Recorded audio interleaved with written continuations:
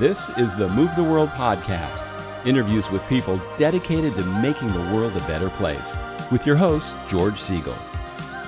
Welcome to the Move the World podcast, where we try to introduce you every week to people who are doing something in their lives or in their job that helps move the world. It's not an easy thing to do, but it's something that everybody needs to think about. Now, my guest today is John Scardina, who is a subject matter expert in emergency and disaster management. He's a former member of the National Strike Team and current CEO of Doberman Emergency Management. Doberman focuses on protecting life, property, and continuity of operations through planning, operations, and training. John, thank you so much for coming on. George, I'm excited to be here. It's good to catch up with you. Yeah, no, it's great to have you. You had me on your podcast, and you did such a great job with the interview, and we got a great response to it, talking about the last house standing. But I was impressed because, I mean, you look like you're 15 years old. I've told you that before, but you've done so many things, and they're important things. So tell our audience what you do to move the world. You know, the irony of 15 years old is I've been doing this for about 15 years. And so I must have just right out of the womb, just born it right into it. Yeah. So I can give you the long version or the short version, but basically, yeah, former member of the National Strike Team, which means I deployed all over the country from, hurricanes, wildfires, tornadoes, mass flooding, also the man-made stuff, which I don't get into too much. But yeah, I've been all over the place. And so 4 years ago, I was back in Georgia responding to a tornado in a particularly horrific event. And I was tired of going back to the same events over and over and same locations over and over. And I was like, we can do better. We have the capabilities. We have better analytics. We can throw all this a lot better and protecting people, hence protecting life, property, and continuity of operations. And so I left the federal government, brought a lot of former members of the National Strike Team with me, and formed Doberman. And so our focus really is now, we really, there's a catchphrase in our field is like resiliency, building resiliency. Even like the big grant, it's called Building Resiliency in Communities. And that like irks me because the idea of resiliency is, be able to bounce back. And so I was like, I don't want people to have to bounce back. That's the idea behind Last House Standing, which is why I like the film so much, is because it's like, hey, there's simple things you can do, better building codes, better techniques and readiness. And so instead of saying preparedness, we talk about readiness. We talk about be able to do all those prudent actions you're supposed to do, not doomsday preppy actions, but things you're supposed to do now, so that when the hurricane comes, it comes and goes and you don't really think about it. When the tornado shows up, the idea is that it doesn't impact your house and you can keep living your life. When there's an impact, that's when there's a major issue with me. And so that's what we're doing to move the world, I guess. Yeah. And it's to me, that's a field that's so difficult to gauge success, because when you want to move the world, you want to think you're doing something that people automatically get. But this is like walking in mud or quicksand, because it's hard to get people to change their behaviors to do the things that are necessary to achieve what you're trying to do. How do we make that happen? Yeah, I think the biggest problem we have in emergency management is messaging. And so we have basically two different cultures of emergency managers now. You have basically retired fire and police who say, hey, I want a cushion job and I'll write your plan. Well, the problem with that is if you're in fire, you focus on only evacuations because that's what you know. If you're police, you do physical security, right? That's what you know. But the field is definitely changing to people with degrees and with a more of a holistic approach to disaster response. And that's not to discredit people with fire and police background. We're very grateful for what they can bring, that expertise that they can bring to the field for sure. But what we're talking about is changing this idea of, I hear a lot of emergency managers, for example, say, oh, we're preparing for the what if, or we're preparing for, the unknown. Well, that gives people a connotation that we're thinking of everything all the time, right? Every disaster is plausible.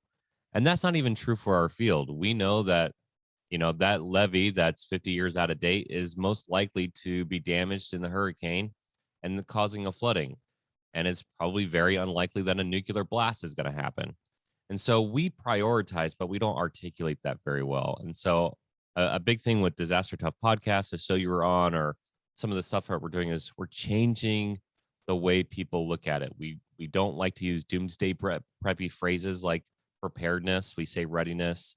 We don't like to say resiliency. We like to say disaster tough, for example, building disaster tough communities. And so I think there's like this problem of, like, for example, here's an easy one. You're a filmmaker, Hollywood, right?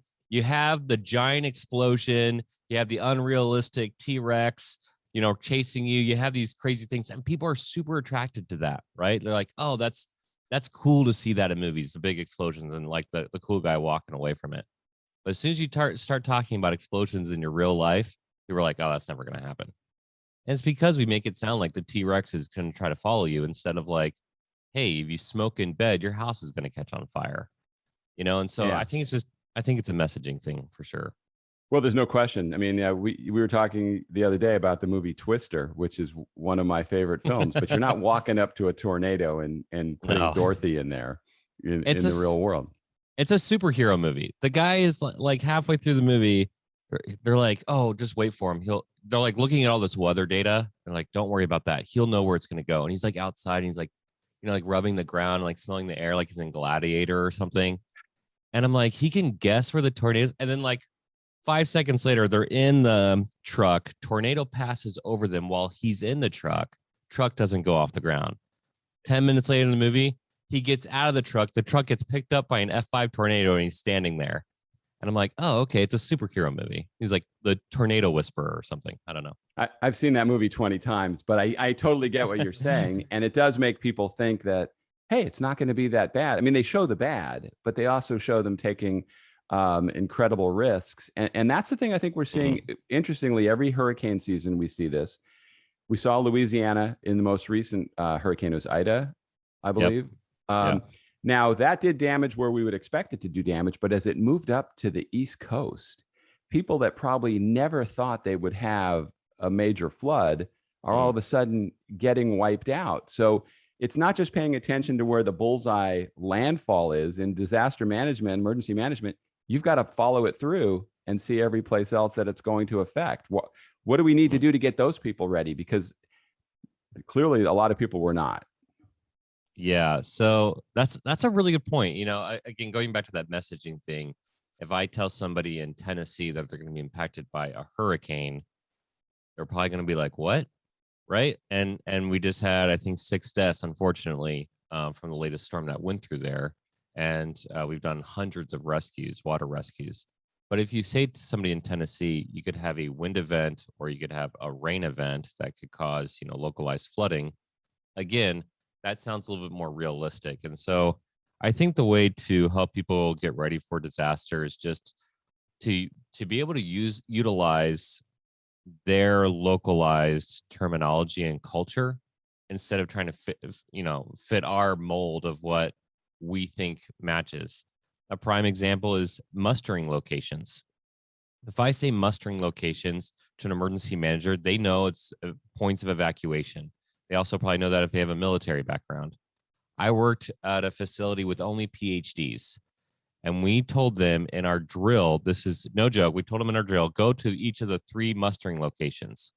There was a sandwich shop across the street, and I can't even tell you how many PhDs I had to tell, can't go to the sandwich shop, like mustering, like sandwiches, right? Like, they thought I was talking about like lunch meat or something. And it's like, oh my gosh, man, I'm not talking about the condiment. Let's, so there's a messaging issue for sure. And I'll probably be repetitive, but I can switch it over to whatever you need to do. Yeah. Yeah. Well, but that seems to be the frustration. It's like, I live in Florida, and so far this year in Tampa, where I live, we've been brushed by storms where they could have hit us, but they've missed and gone other places. But I don't see people using that as a wake-up call, like, wow, this could happen. People look at it as, it almost makes them feel more emboldened to believe it's not going to happen to them. Gosh. So I think it's tougher. Near misses or forecasts that don't pan out, I think, are worse for us than a lot of other things that could happen. It's true. There was a famous storm or a famous event for a snowstorm that was going to hit New York City. New York City spends, specifically Manhattan, $1 million per inch that falls on clearing their roadways. And so when a meteorologist says, hey, we're going to be hit by this massive snowstorm, they closed down everything in New York City. They prepped all this stuff. A lot of costs are associated with that. And the storm missed them by 50 miles, made a shift, right? Science isn't perfect yet. And people are like, oh, I don't need to pay attention to this. And people are all, calling it out, right? But my thought process is there's no such thing as the boy who cried wolf in emergency management. Again, that's a cultural shift that we have to make of it's actually good news if it doesn't hit you, right? You have to recognize that this is a possibility. It's weather, things shift. And if it doesn't hit you, that's great news. That doesn't mean that the very next time it could hit you. It's like the same idea of 1% floods. People hear a 1% flood, they think it's 1% every 100 years, 100-year flood. They hear that and they think, oh, well, I haven't been hit in 50 years. That means I have another 50 years. No, it means that every year you have a 1% chance of being hit. Just because it didn't hit you last time has no bearing of what the next one will do. It's like having kids, right? My son is very different than my daughter. I love them both, but just because one does something does not mean the other one's going to do the same thing too. Yeah. No. And I think when it comes to evacuations too, when you see people that go through and it's a real to-do to have to evacuate, when you evacuate and it doesn't happen, I think people react with anger and frustration, especially if you sat on a highway for 15 hours trying to get out. But the reality is you have to think of the alternative to that. Brock Long said in our film, The Last House Standing, that the reason we don't hear a lot of flood storm surge stories is because people don't usually survive those. They're usually killed. And I just don't know how you shake people enough to make them change. We see people get wiped out every year. They get that hearty, we're going to rebuild, we're going to build back, but they're not always building back better. Correct. And they're not building to survive what just wiped them out. Even in Mexico Beach, they didn't build back to survive a Category 5 hurricane. So how does that affect what you do with people? Well, it does affect how I deal with people, especially because I have to deal with, you're talking about a policy issue. FEMA's policy of building back is not build back better. That would be a great catchphrase and that would be a great policy. The problem is they look at the amount of damages, insurance does this as well, look at the amount of damages and say, hey, we are going to, by law, we have to build it back to what it was. And if you have any amount of thought, I don't want to say intelligence, but there's a lot of really good people working on this, but the idea is that, well, if that's just as vulnerable as it was before. And the problem with weather events is the messaging, again, this whole messaging thing, is weather events repeat. The anniversary of Hurricane Katrina in New Orleans was Hurricane Ida. Category 3 hurricane, catastrophic. Hurricane Ida, Category 4, catastrophic. 1.1 million people out of power. I think to this day right now, they're down to about 450,000 is the latest I heard. That's a lot of time without power for people who need life-saving, supplies for sure. So it impacts me lots of different ways. Oh my gosh, I could talk about that one forever. But yes, it is very hard to communicate with somebody who doesn't want to focus on disasters. It's a pretty tough field. And to say, hey, you have to think about this. You have to change how you're going to react. And I honestly, what you're the root of the problem, if you're talking about sitting on a highway for 15 hours and something not happening, man, talk about the most first world issue ever. It's like when people their plane is 15, 20 minutes late and they're like, oh, how dare, I'm going 550 miles an hour up in the sky, but I have to wait an extra 15 minutes.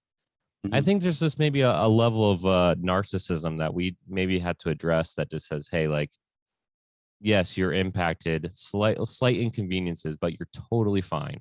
And that was the goal. Hey, but you're welcome. You know what I mean? So I don't know. What do people want to be hit by a disaster? That's the problem.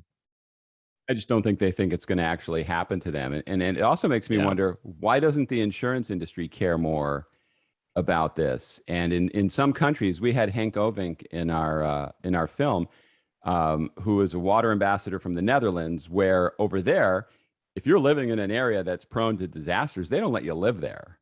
Mm. And if you do get wiped out, you have to build back in a way to survive. I mean, they have a whole different mentality about it. Our mentality here, because everybody thinks it's my right to do what I want, but the cost of that is killing us. Yeah, I think there's a conflict between compassion and logic.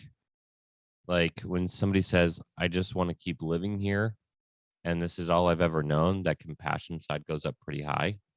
That happened in the Ninth Ward. They should have never built back in the Ninth Ward.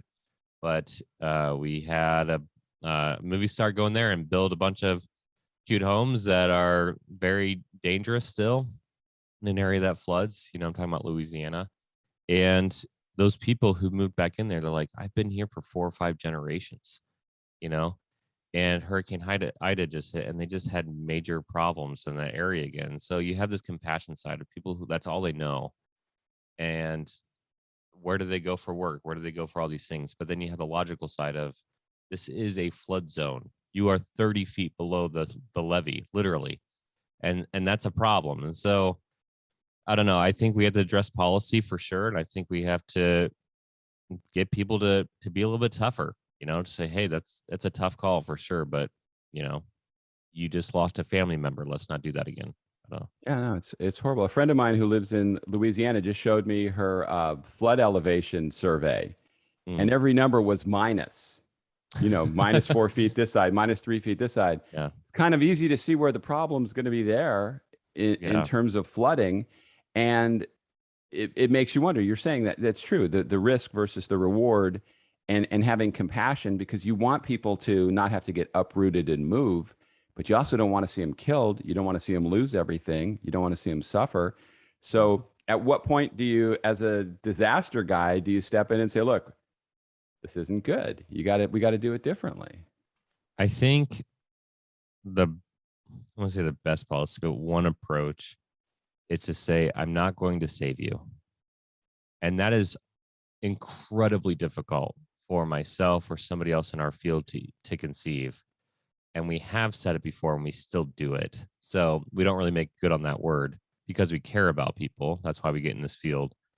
But at the same time, we had to look at the totality of risk, the risk of sending in a first responder, the risk of trying to help somebody who is willfully staying. The other problem, though, that we have like that social vulnerability index. When you're living paycheck to paycheck, you don't feel like you have other options. You don't have a vehicle, right? And you're praying because it missed last time. You're praying that it will miss this time so you can keep going to work so that you can have food on the table. You know, it's not everybody who stays is because they want to stay. It's that they don't feel like there's other options. And so I think we could do also a much better of saying there are options for you. We're going to help you out. It has taken FEMA 20 years. They just announced it like 2 weeks ago, 20 years to be able to finally give those people who are in the Ninth Ward, to allow them to move and get funding for the houses that were destroyed because they didn't have the deeds to the houses that were passed down to them 100 years ago. We're talking about shacks. We're talking about the land worth of that is, 5 figures at most. And we still couldn't pay them out because they didn't have a deed. Oh, by the way, everything was just wiped out from a flood.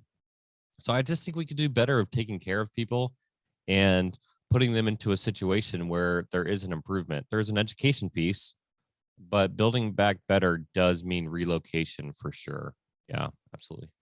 What would you say is the biggest challenge? I know we've discussed a lot of them, but if you had to narrow it down, what's the biggest challenge in what you encounter with your job day to day? I would say incompetency. I don't mean incompetency in the perspective of intelligence. I mean just a complete lack of awareness, and I mean that from the survivor standpoint. Just like, hey, I'm pissed because I was on the road for 15 hours, and how dare I go back to my house that wasn't destroyed?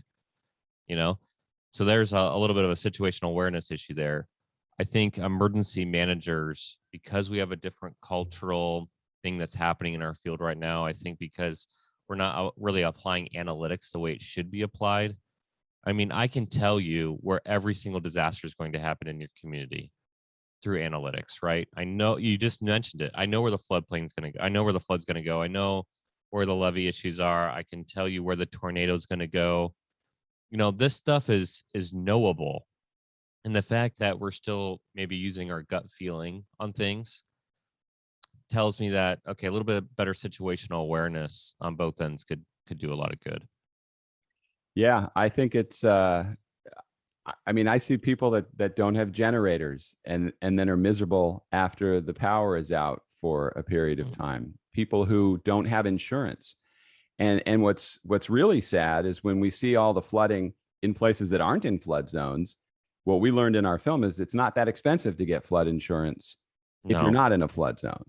Yeah, it's like what, $300 a year? That's what it says in the film. Yeah, right? It's like $300 to $400, and that can make the difference between getting your life back together or just going into a hole that you can never dig out of. Man, you're talking about so many things that ring a bell with me right now.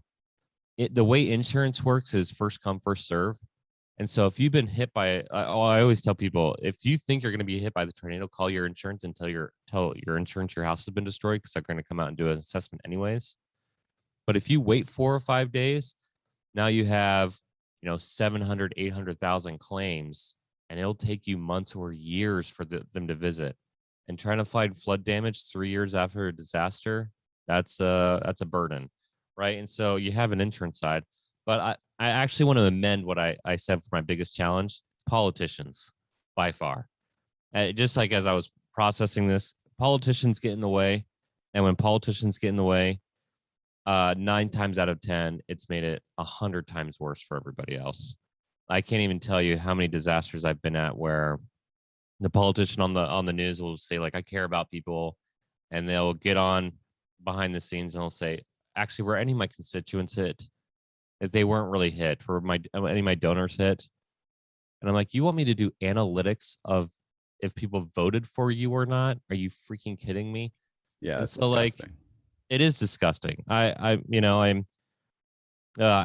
Politicians get in the way. I love what Pete Gaynor said to me basically a week ago. He basically said, like, all politicians are, a lack of, he used a better word than I'm going to use, but basically disgusting. Just like so narcissistic, so self-serving, so short-sighted. Afghanistan, that's a whole other mess. But in terms of an emergency management planning perspective, talk about a giant mess. I think everybody agrees on that. And that's what happens 9 times out of 10. I will say I had 2 politicians who I think everybody doesn't really like very much, gave us a call behind closed doors and said, I don't care about anything else. I just need to know how many kids and if there's anything I can do specifically to help out kids. He's like, I don't even want people to know that I was doing it. And I was like, dude, you can say that on the radio. That's like actually the one good thing to do on the radio. But no, he liked the persona of like this tough guy. I don't know. It was bizarre to me, but politicians suck. That's my. Yeah, and I would argue insurance companies probably right up there with them, because what people don't realize is it's not always easy to get a claim paid. So even if you have insurance, you need to understand your insurance policy, as we learned in the film, and make sure you have coverage for the kind of disasters that could actually hit you. If you get flooded, your insurance isn't paying that unless you have flood insurance. That's right. You run into a lot of people who just go, wait, I thought I was protected from this. I had no idea. Yeah, they just buy like the policy that is like the base policy. They don't really look at the acts of God. Wildfire isn't covered or hasn't been. Most recently, it was just required by law in California. But until then, most people didn't have wildfire insurance. That's like the number 1 disaster in California. And so it's just, people are left desolate essentially because they don't understand how their policy works. And it's really because the insurance company has looked at that risk and is like, that's too much risk to take on. That happened in England. Somebody from the royal family basically got the insurance companies off the hook, by saying it's not the insurance fault. And so there's a ton of litigation of, well, you just said it's not our fault. So like that happens a lot too. Again, going back to kind of politicians and, corralling that a little bit is a big deal. And it also makes a difference. Like we saw during Hurricane Michael in our film, the category of named storm that it is can have an effect on what your payout is. They were hoping that it got rated a category 5, and Mm, it took a while, but eventually the Weather Service came out and said it was a 5. So people really need to understand that insurance policy, and they also need to inventory everything in their house, don't they?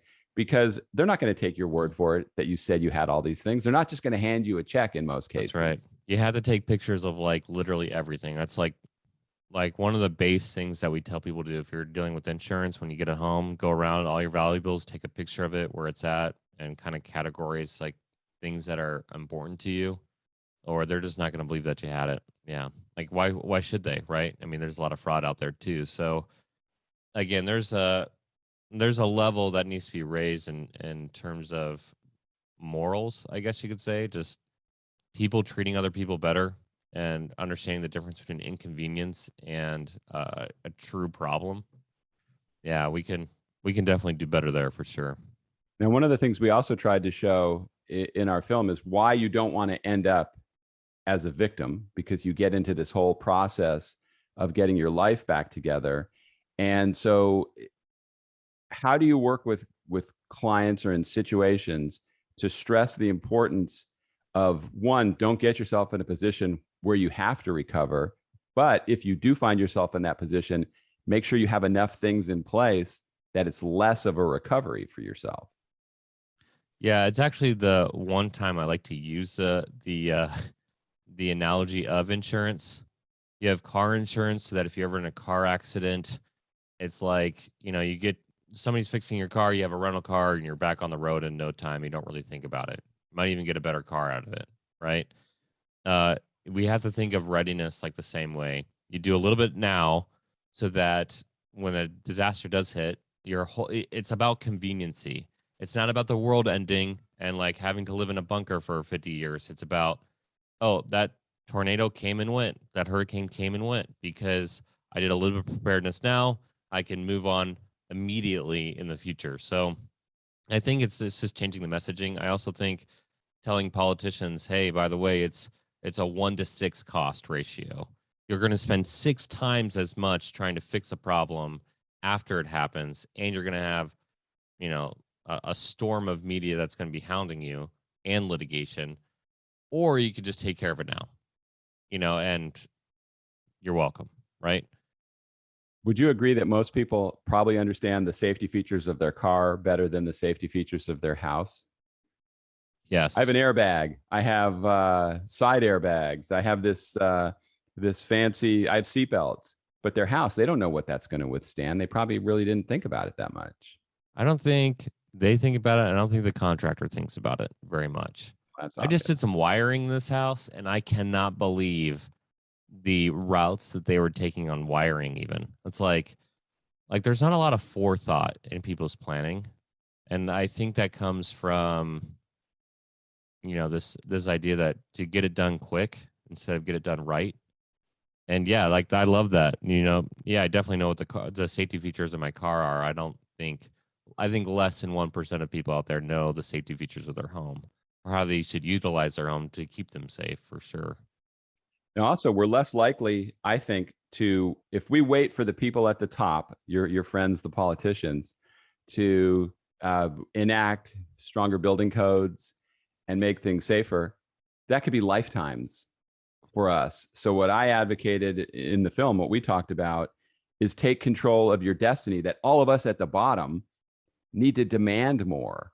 Don't Mm, reward a crappy builder. If a guy's building garbage houses, don't buy it from him or her. Don't let them yeah. get rewarded for their sloppy work. Well, you're talking about something that is virtually non-existent right now, and that's accountability. Corporations talk about accountability.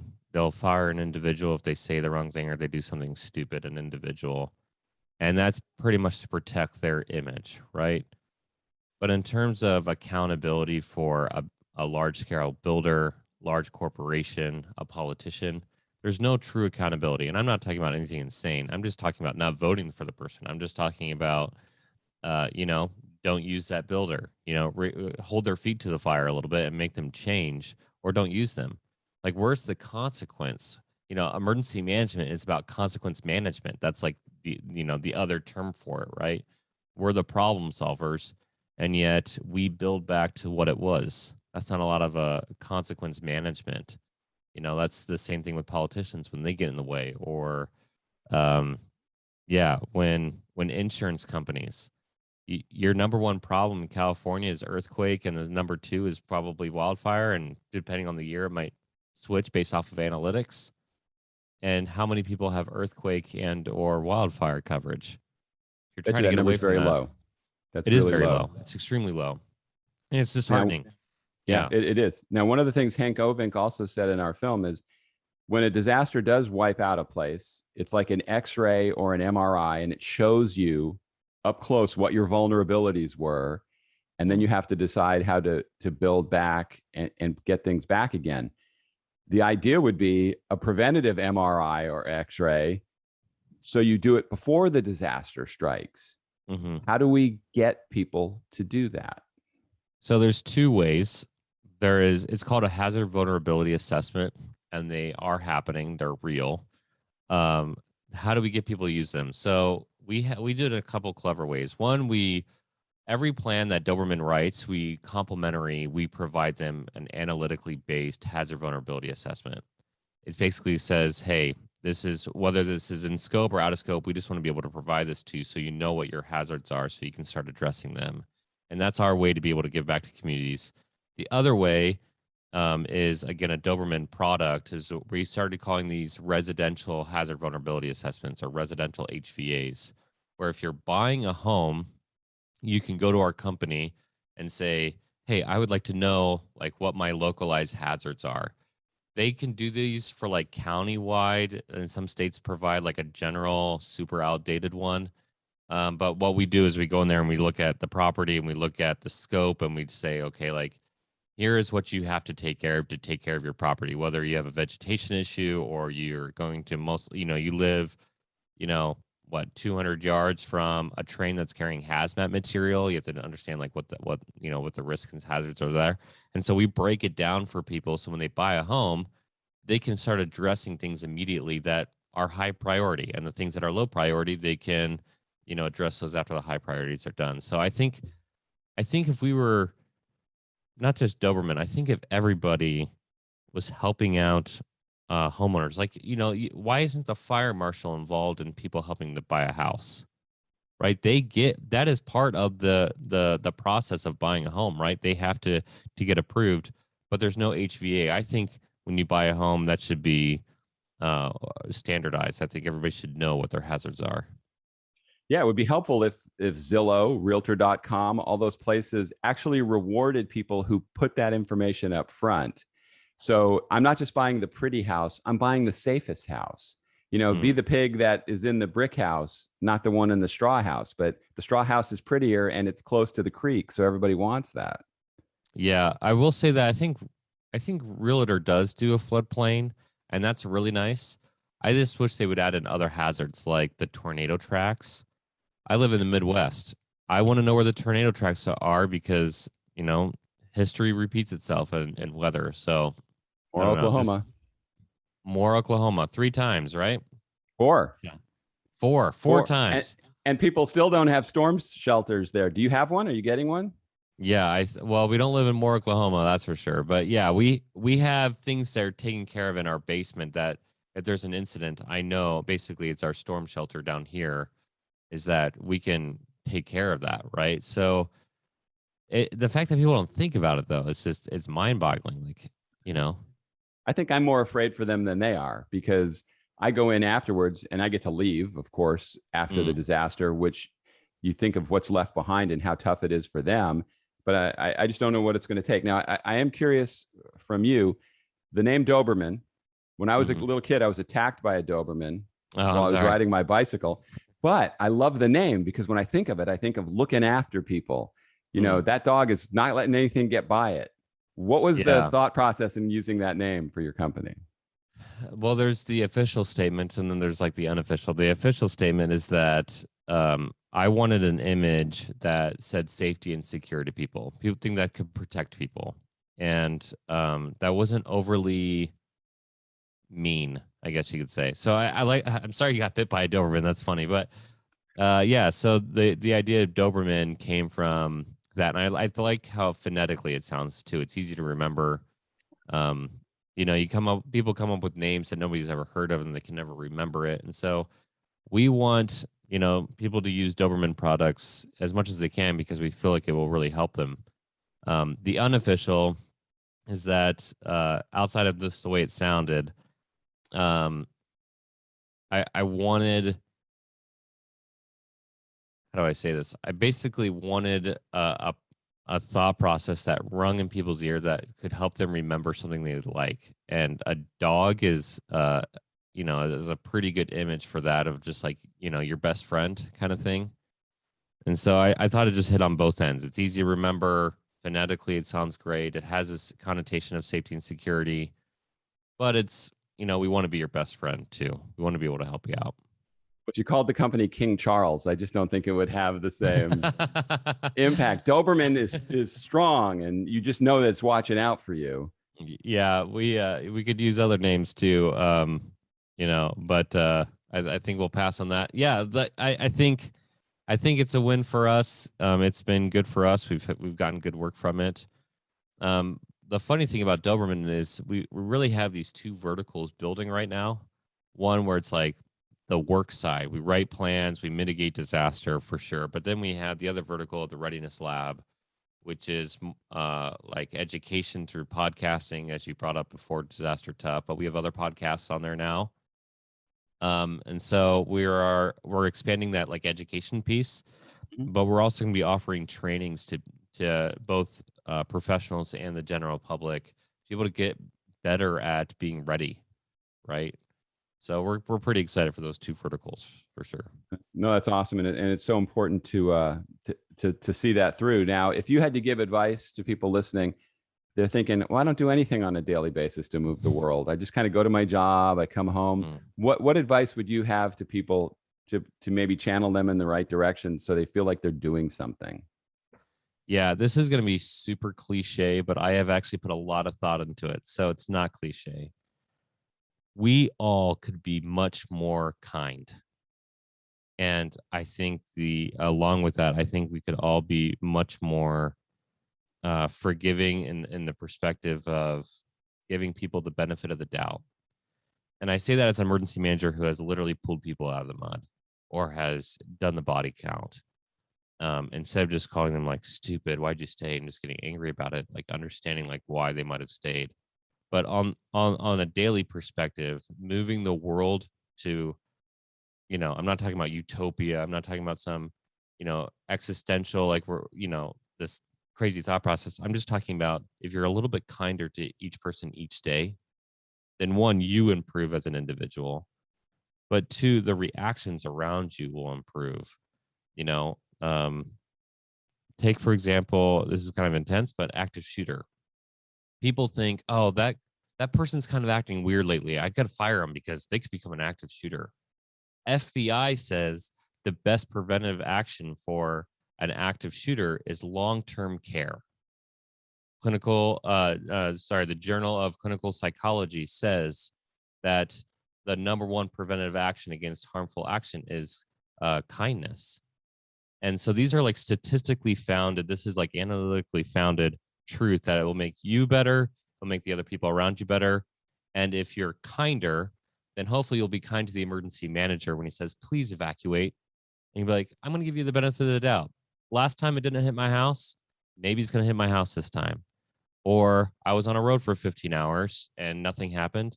I'm glad that my house is still fine. I think if we, on an individual level, focus on that, the world will dramatically increase for the better. That's a great suggestion. I mean, we've gotten to the point where we're so unkind to anybody we don't agree with, or that doesn't agree with us, or that doesn't tell us what we want to hear, that it's baby steps, right? Give it, try it on somebody, see the result. Maybe it's not going to change the entire world, but you can certainly break off a little piece of it and make a difference for somebody. I had a politician who I had to work with pretty frequently, and using that terminology earlier, he sucked, man. It was frustrating to work with him. And yet, because I was persistently kind, of like trying to help him see our perspective instead of just getting frustrated and angry, I found out his kid was coming to one of our Earth Day events. And so I went all out. I built an augmented reality sandbox. It's basically a projector that looks down at a sand with infrared. And so when you move the sand, it changes the topography, and his kid loved it. And after that, he approved like every project I sent his way. And, just by being kind to a person, instead of writing him off and saying like, whatever, you're an idiot, like, I'm done with you. After that day, he was like, hey, I just realized you're not a doomsday prepper. You actually know what you're talking about. You're a pretty smart guy. And so it was like, that was your whole hold up this whole time. And so like, just being kind to people, even the politician who I just derailed on this interview. Well, you didn't name him. Yeah, I didn't name him. I'll never name him. I'm smart enough not to do that. But even giving them the benefit of the doubt, you don't know all their life experiences, and you're going to be able to do a much better impact for good if you're kinder to people. Everybody can yell. It's easy to yell. It's much harder to be patient and be kind and encourage people to do the right things. For example, changing their building codes, putting commercial sprinklers on their roof if they live in a wildfire-prone area, hurricane or tornado-prone area with those wind events, better building codes. I think we have to do consequence management. I think we have to have accountability, but we don't need to be a jerk about it. We can say, hey, you got to improve or we can't work with you, right? That's a better approach than just saying, I hate you, you're done. And that kindness thing, like after a disaster, a lot of times you see who the true heroes are, the people that rush in to save people and are trying to help them. But it also brings out a nucleus of people that are there to turn a profit and to scam people. Whether it's jacking up hotel rates, the guy that comes in and says, I'll put a tarp on your roof for $5,000. So to me, kindness is great, but you also have to be careful of people, especially after a disaster, because they don't always have your best interests at heart. I've never equated kindness, and I think this is what happens a lot. Like, it's the same thing with humility. Kindness and humility sometimes equate with being weak. Like, if somebody wants to scam me, like, I don't need to associate with that person. Like, there's no need to do that. And in fact, you should probably report them. That's the kind thing you should do for your community, because you're protecting your community. The unkind thing is to either hate the person only, or to say, that's not my problem, he can still scam other people, and that's not very good for your community either. And so I think I like that. Kindness and careful is kindness but careful. I don't know. We should coin that. That's a t-shirt. We should coin that. Yeah, that's a t-shirt. Yeah, I think that's a good call out for sure. It's the same thing with an active shooter. You can't reason with an active shooter. They're psychologically broken. As a person who has dealt with that directly, you cannot reason with that person. It's a time to act. But sometimes the biggest act of kindness is an act of sacrifice to protect other people as well. And so it's just changing our mindset of what kindness looks like. It's like more like being considerate, I think, and being really smart in our actions, not just making emotional reactions. Well, hey, John, thank you for your time today and coming on. And I know you have a lot of things going on, but I really appreciate you coming on my second podcast. I appreciate you being part of it. It's exciting. Yeah. Hey, by the way, just a big shout out for everybody. I love the film The Last House Standing. Big fan of it. I was I touted it on our show. You do call out several really prudent things, very easy things. You called it out on the show even, that people can do to protect themselves and protect their community. And I'm a big fan of that, and so I think people should look at it for sure. I appreciate it. Thanks, John. Thanks for the plug. Your check will be in the mail right after the podcast. Well, that's going to do it for this episode of Move the World. Thank you, everybody, for listening or watching. And as John was talking about, be kind. And if you want to move the world, you don't always notice what you're doing right away. But if you affect one person and then another a little bit at a time, pretty soon we are moving the world. We'll see you next time.